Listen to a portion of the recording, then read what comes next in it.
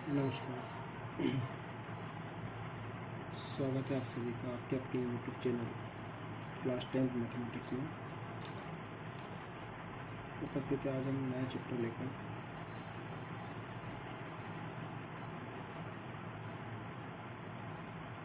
अध्याय 2 जिसका नाम है बहुपद। तो आइए हम इसके बारे में थोड़ी सी चर्चा कर लें कि बहुपद होता क्या है। ठीक है, जैसे इसके नाम से स्पष्ट है, बहुपद अर्थात बहुत से पद। मतलब यूँ कहें कि इस प्रकार का समीकरण जिसमें एक से अधिक पद हो। एक से अधिक कितने भी हो, 2 हो, 3 हो, 4 हो, 5 हो, 6 हो, 7 हो, कितने भी हो, बस एक से अधिक होना चाहिए जिसमें बहुत सारे पद हो। ऐसी इक्वेशन, ऐसा समीकरण जिसमें एक से अधिक पद आना चाहिए, तो इस प्रकार के समीकरण को अपन क्या बहुपद कहते हैं। ठीक है, इसकी डेफिनेशन किस प्रकार से देंगे, आइए ज़रा समझिए। ऐसा समीकरण, व्यंजक भी बोल सकते हो आप, ऐसा व्यंजक, ठीक है, ऐसा समीकरण जिसमें एक से अधिक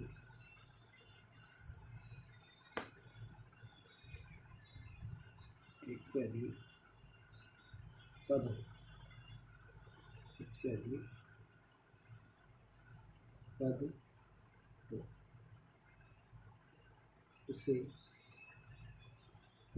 बहुपद कहते हैं।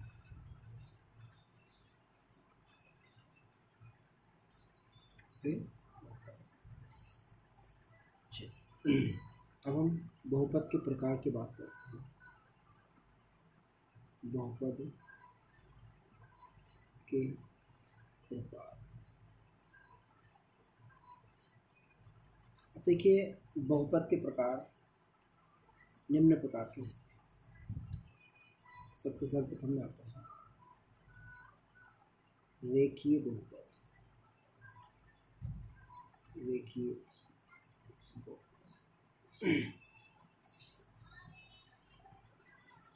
अब रेखीय बहुपद क्या होता है?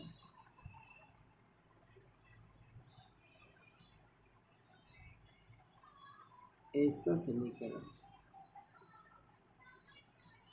या बहुपद भी बोल सकते हो इसको, ऐसा समीकरण कोष्टक में बहुपद जिसमें चर राशि की अधिकतम घात 1, चर राशि की अधिकतम घात कितनी है? 1, उसे रेखीय बहुपद कहते हैं। रेखीय बहुपद कहते हैं। ठीक है, अब वो कहें कि हम बहुपद और रेखीय बहुपद दोनों का जो एग्जाम्पल है, उदाहरण है, वो एक ही होता है। इसलिए मैंने अभी यहाँ पर लिख के नहीं बताया आपको। हम बहुपद के उदाहरण की बात करते हैं तो इसका उदाहरण हमारे लिए ये होगा ax + by + c। ठीक है, रेखीय बहुपद का उदाहरण देंगे तो यही हो सकता है आपका, ये भी ax + by + c। ये देखिए, तो शर्त ये है कि इस रेखीय बहुपद में आप बराबर के बाद 0 भी लगा सकते हैं, कोई प्रॉब्लम नहीं। अब बात करते हैं आगे हम द्विघात बहुपद। द्विघात बहुपद, द्वि मतलब दो और घात मतलब चर राशि की जो ऊपर जो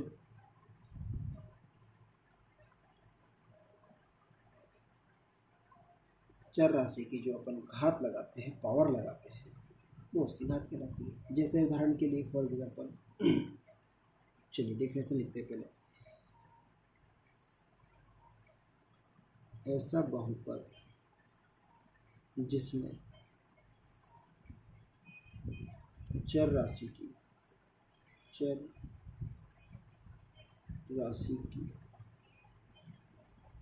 अधिकतम घात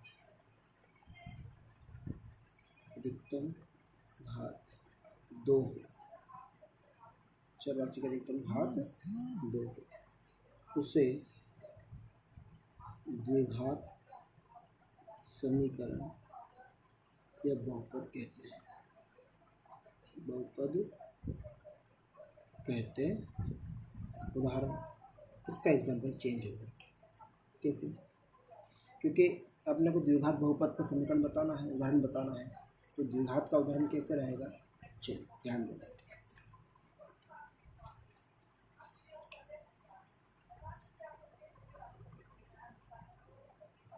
ax² plus bx plus c, ये द्विघात का।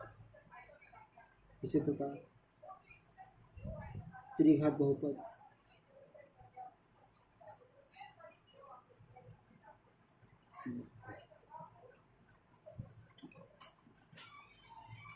अब त्रिघात बहुपद के लिए ऐसा बहुपद जिसमें समीकरण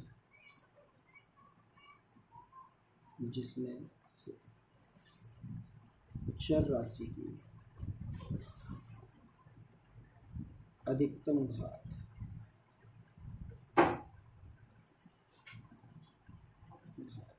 2, चर राशि की अधिकतम घात 3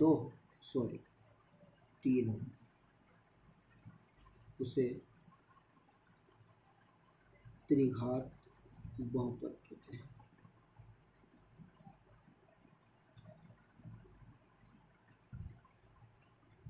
उसे हम त्रिघात बहुपद कहते हैं। इसका उदाहरण है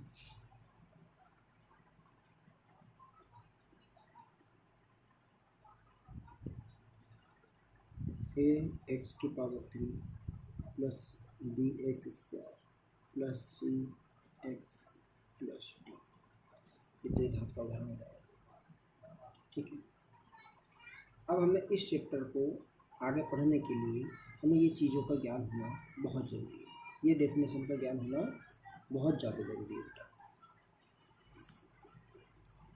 बहुपद में सर्वप्रथम अपने को बहुपद की परिभाषा पता होनी चाहिए कि बहुपद की परिभाषा ऐसा समीकरण जिसमें एक से अधिक पद हो, उसे बहुपद कहते हैं। ठीक है। उदाहरण दे दिया अपन ने। फिर बहुपद के प्रकार: रेखीय बहुपद, द्विघात बहुपद और त्रिघात बहुपद। ठीक है। ऐसा, अब रेखीय बहुपद की डेफिनेशन क्या है कि ऐसा समीकरण या बहुपद जिसमें चर राशि की, अभी चर राशि क्या होता है? चर और अचर जानते हैं अपन। वह राशि जिसका मान परिवर्तित होता रहता है उसे चर राशि कहते हैं, x, y, z। और वह राशि जिसका मान परिवर्तित नहीं होता है उसे अपन अचर राशि कहते हैं। जैसे 1 2 3 4 ये अपने डिजिट क्या है? अचर राशि है, और x, y, z क्या है? अपनी चर राशियाँ। ठीक है बेटा। तो ऐसा समीकरण जिसमें चर राशि की अधिकतम घात 1 हो उसे रेखीय बहुपद कहते हैं। ठीक है, लीनियर इक्वेशन। एंड द्विघात बहुपद, ऐसा बहुपद जिसमें चर राशि की अधिकतम घात 2 हो उसे द्विघात बहुपद कहते हैं। ठीक। और त्रिघात बहुपद, ऐसा समीकरण जिसमें चर राशि की अधिकतम घात कितनी हो? 3 हो, उसे त्रिघात बहुपद कहते हैं। ये तो होगा बहुपद के बारे में। अब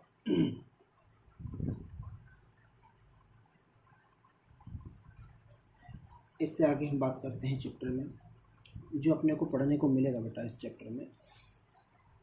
चलिए देखते हैं अभी, है ना।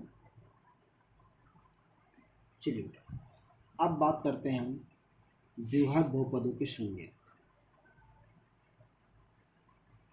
द्विघात बहुपदों के शून्यक। ठीक है। तो द्विघात बहुपदों के शून्यक 2 प्रकार के होते हैं। अगर बहुपद द्विघात है तो 2 शून्यक होंगे, त्रिघात है तो 3 शून्यक होंगे। ठीक है। अब द्विघात बहुपदों के शून्यक तो पहला शून्यक होता है इसका, पहला शून्यक अल्फ़ा और दूसरा शून्यक बीटा। ठीक है, अब इन शून्यकों में दो चीज़ें होती हैं। पहला, जिसको अपन सूत्र बोल सकते हैं इसका, शून्यकों का योग, शून्यकों का योग वो होता है बेटा अल्फ़ा प्लस बीटा बराबर माइनस बी अपॉन ए। दूसरा होता है आपका शून्यकों का गुणन, शून्यकों का गुणन वो होगा आपका अल्फ़ा इंटू बीटा बराबर सी अपॉन, शून्यकों का योग अल्फ़ा प्लस बीटा, योग का बोला है तो हम दोनों को जोड़ देंगे। शून्य क्या है अपने पास, अल्फ़ा और बीटा, तो अल्फ़ा प्लस बीटा बराबर माइनस बी बटे ए, और शून्यकों का गुणनफल क्या है हमारे पास, अल्फ़ा इंटू बीटा बराबर सी बटे ए। ये दोनों क्या है अपने पास, फार्मूले हैं। इसके माध्यम से हम जो द्विघात बहुपद का जो समीकरण होता है उसकी जांच कर सकते हैं, सत्यता की जांच कर सकते हैं कि हमारा जो द्विघात बहुपद का समीकरण है उसके गुणनखंड हमने जो हल किए हैं वो सही है या गलत। इसके माध्यम से हम इसकी सत्यता की जांच कर सकते हैं। ठीक है, अब आइए बेटा आगे। अब इसमें देखिए फिर एक अगर द्विघात बहुपद के शून्यक दिए हैं उसके माध्यम से अपने को समीकरण बनाने का बोला तो कैसे बनाएंगे। चलिए, उसके लिए सूत्र होता है द्विघात बहुपद के लिए, ठीक, एक्स स्क्वायर माइनस शून्यकों का योग, शून्यकों का योग एक्स प्लस शून्यकों का गुणन